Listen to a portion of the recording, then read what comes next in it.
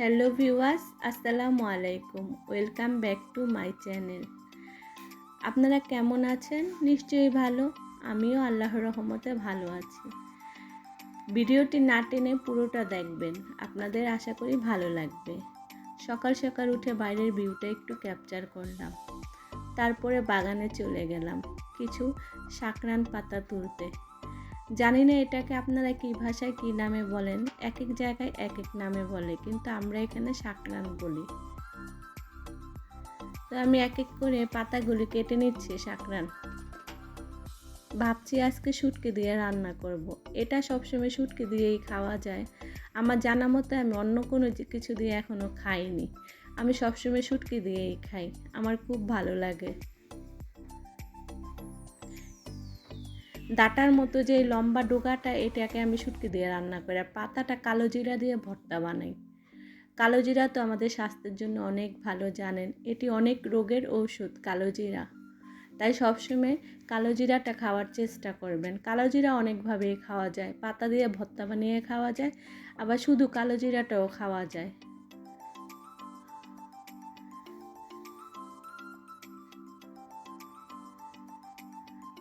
এখন আমি চুলোতে পেঁয়াজের সাথে শুটকি ভালো করে ভেজে নিয়েছি। দিয়ে দিয়েছি পরিমাণ মতো আদা রসুন বাটা।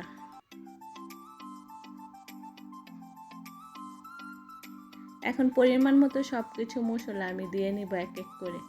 আর শাকরানের ডোকাটা আমি আগেই ভালো করে ধুয়ে সিদ্ধ করে নিয়েছি।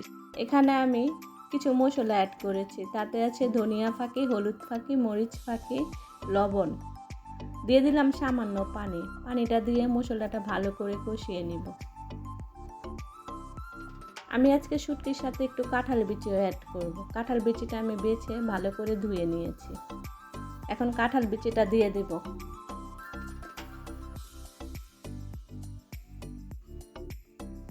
এখন শাকরানের ডোগাগুলো আমি সিদ্ধ করে রেখেছি, এখন তাতে দিয়ে দিব শুটকিতে।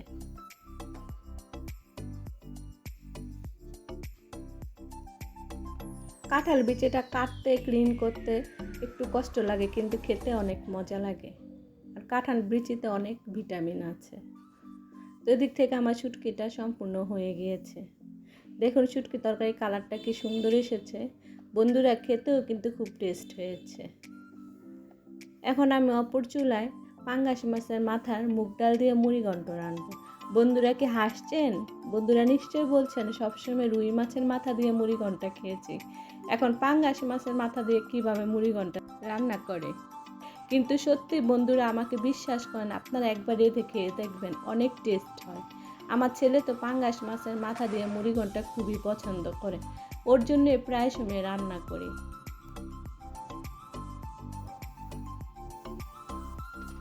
মশলাগুলো এক এক করে আমি পেঁয়াজের সাথে সব কষিয়ে নিব।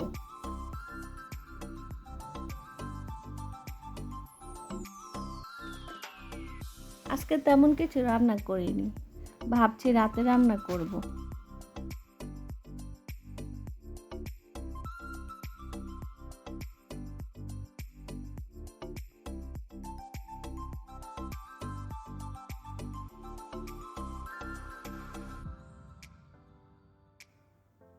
এখন মাছের মাথাগুলো দিয়ে দিব মশলার সাথে। একটু নেড়ে চেড়ে তারপরে মুগ ডালটা অ্যাড করব।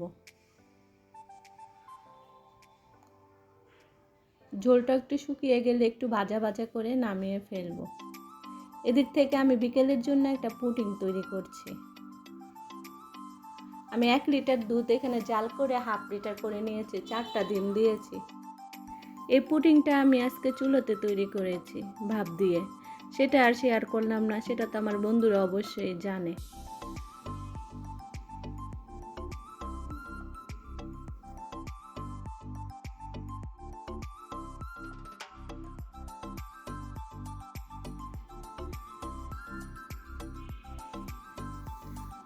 হঠাৎ করে কিছু মাছ কিনলাম বাড়ি থেকে, গুঁড়ো মাছ। গুঁড়ো মাছ আবার আমার খেতে ভালোই লাগে। মাছগুলো ভালোই হয়েছে। এখানে 6-7 রকমের মাছ আছে।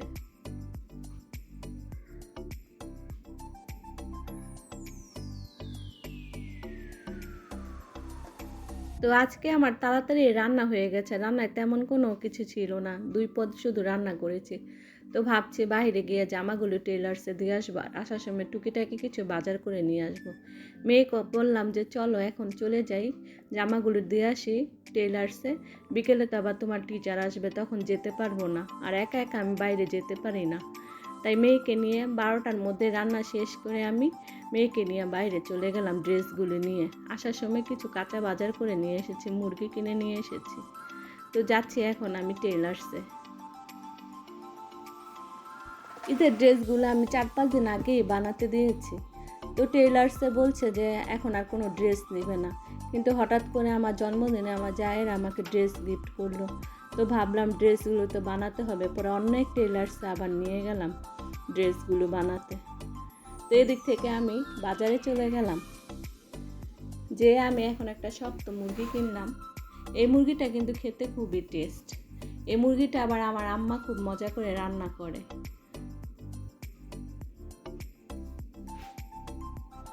সাথে কিছু টুকিটাকি সবজিও কিনলাম। সবজি তো এখন অনেক দাম, নিত্য প্রয়োজনীয় সব জিনিসপত্রেরই এখন অনেক দাম। মাননীয় প্রধানমন্ত্রীর কাছে অনুরোধ, উনি যাতে সব কিছুর দাম একটু কমিয়ে দেয়, কারণ সাধারণ মানুষের চলতে খুবই কষ্ট হয়।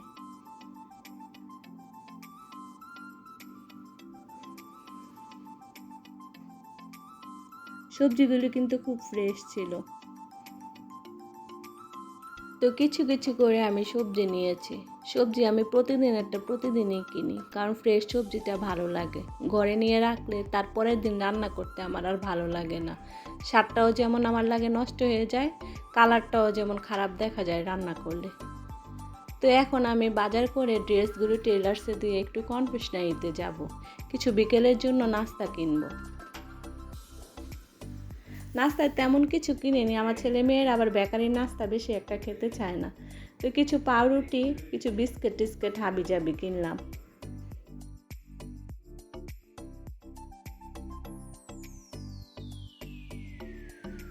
তো বেকারি থেকে কিছু নাস্তা কিনে এখন আমি বাসায় চলে যাব। আর এখনকার আবহাওয়াটা একদমই ভালো লাগে না, কিছুক্ষণ রৌদ্র কিছুক্ষণ বৃষ্টি, একদমই বিরক্ত লাগে এই আবহাওয়াটা। তো এখন আমি বাসায় যেয়ে রাতের প্রিপারেশন নিব, চিন্তা করব কি রান্না করা যায়। ভাবছি আজকে ঝুমঝুম যখন বাহিরে একটু বৃষ্টি আছে, একটু খিচুড়ি আর মাংস করি, বড় মেয়েটাকে একটু খাওয়াবো। মেয়েটার জ্বর কিছুই খেতে চায় না, যদি খিচুড়ি একটু খায় তাহলে তো আলহামদুলিল্লাহ। মেয়েটা খাবার নিয়ে আমাকে অনেক যন্ত্রণা করে, কিচ্ছু খেতে চায় না। তো আজকে মাংসের রেসিপিটা শেয়ার করব। প্রথমে এখানে আমি পেঁয়াজ দিয়ে দিয়েছি তেলের সাথে, এখন গরম মশলা সব অ্যাড করে দিয়েছি। এখন আদা রসুনটা অ্যাড করে দেব।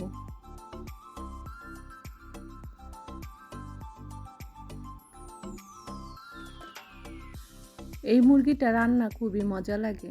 এই মুরগিটা রান্না করলে আমার আম্মার কথা মনে হয়, কারণ আমার আম্মা খুবই টেস্ট করে রান্না করে। আমার ছেলে আবার আমার আম্মার হাতের এই মুরগিটা রান্না অনেক পছন্দ করে। তো ইচ্ছে করলেই তো আর এখন আম্মার হাতের রান্না খেতে পারবো না, কারণ আম্মা এখন আমার থেকে অনেক দূরে থাকে। ইনশাল্লাহ যখন আম্মা আবার দেশে আসবে তাহলে অবশ্যই আম্মার হাতে রান্না করে খাবো। তো মুরগির সাথে আমি এখানে সব মশলা দিয়ে দিয়েছি এবং আলু আর পেঁপে অ্যাড করেছি।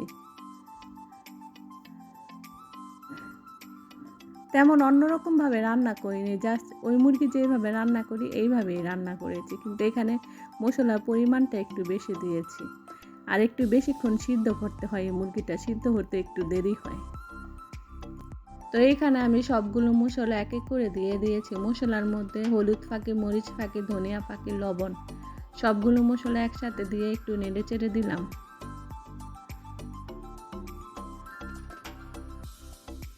এখন একটু পানি দিয়ে মশলাটা কষিয়ে মাংসগুলো আমি দিয়ে দিব।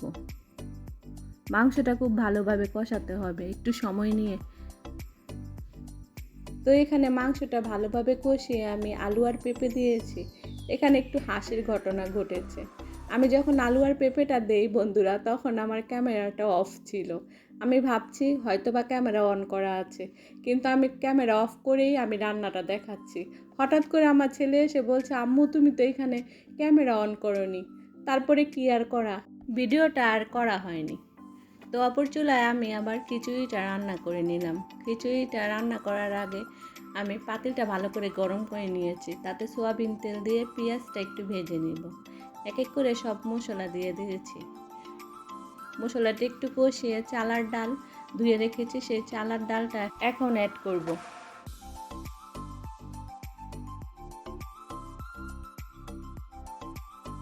এখন চালটার মধ্যে আমি পরিমাণ মতো পানি দিয়ে দেব।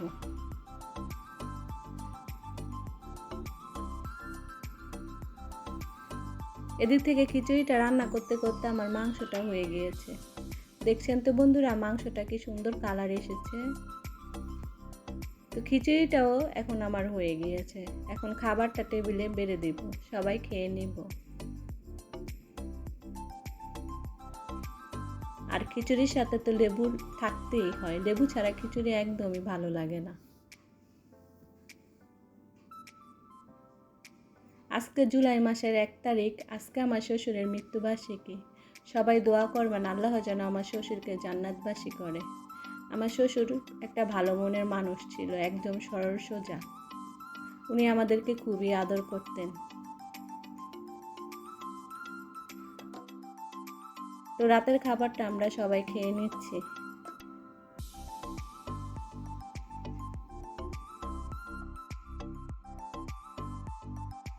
তো বিকেলবেলা নাস্তার জন্য যে পুডিংটা বানিয়েছি, সে পুডিংটা বাচ্চারা আবার খায়নি। বলছে আম্মু বিকেলবেলা খাবো না, রাত্রে খাওয়ার পর খাবো। তো ভাবছি রাত্রে খাওয়ার পর একটু মিষ্টি খাবার খেতে ভালোই লাগে। তো বিকেলের নাস্তার আমি বেকারি থেকে যে বিস্কুট পাউরুটি নিয়ে এনেছি সেটা দিয়েই খেয়েছি। তো পুডিংটা দেখতে কিন্তু খুবই সুন্দর হয়েছে, খেতেও কিন্তু খুব ভালো লেগেছে। মিষ্টি সব কিছুই পারফেক্ট ছিল পুডিংয়ে। পুডিংটা খেতে নিয়ে আবার আমি আমার আম্মাকে অনেক মিস করেছি, কারণ আম্মা পুডিং অনেক পছন্দ করে। তো ভিউয়ার্স, আজকে এই পর্যন্তই, ভিডিওটি আর লং করব না। আর আশা করি সামনে নতুন নতুন ইন্টারেস্টিং ভিডিও নিয়ে আমি আপনাদের মাঝে আবার হাজির হব। যদি আমার কোনো ভুল হয়ে থাকে তাহলে অবশ্যই ক্ষমা দৃষ্টিতে দেখবেন। আর আমার ভিডিওটিকে লাইক দিবেন এবং আমার চ্যানেলটিকে সাবস্ক্রাইব করবেন। আর পাশে থাকা বেল আইকনটি ক্লিক করতে ভুলবেন না। আল্লাহ হাফেজ।